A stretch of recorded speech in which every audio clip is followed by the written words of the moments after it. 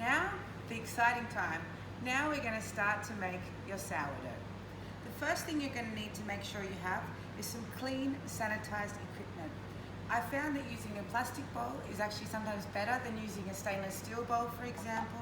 I also need to make sure I have clean utensils, and I have my flour and water ready on hand. To be able to make your sourdough, you're going to need 100 grams total flour. How do you make the sourdough, you ask? Well, it's up to you of what flour you would like to use.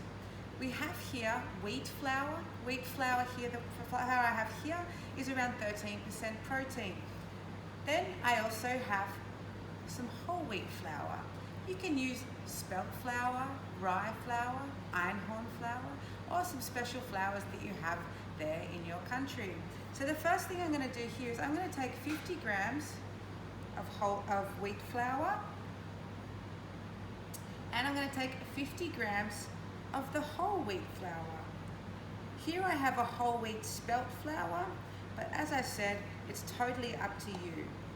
The more of the whole wheat that you have, the more wild yeast you will have to help activate your sourdough. Now at this stage, all you need is the 100 grams of water, of flour, and you'll need 100 grams of water.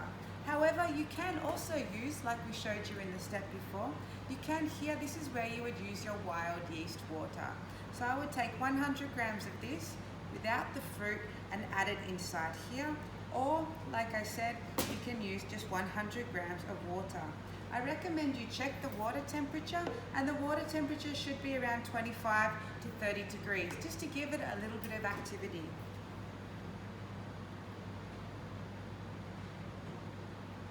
Once you've added that, you can now use your hand, because of course we have lots of wild bacteria on our hand, or you could use a clean spoon.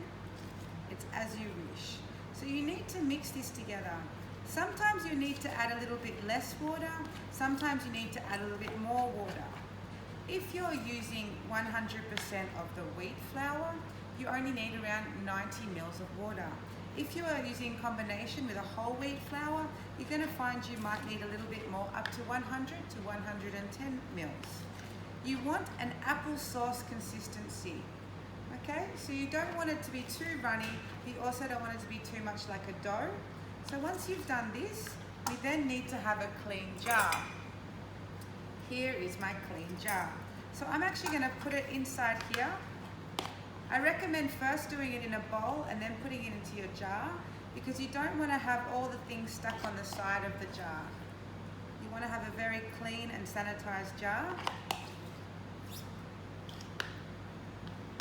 You can also, of course, use a scraper and scrape all of it inside the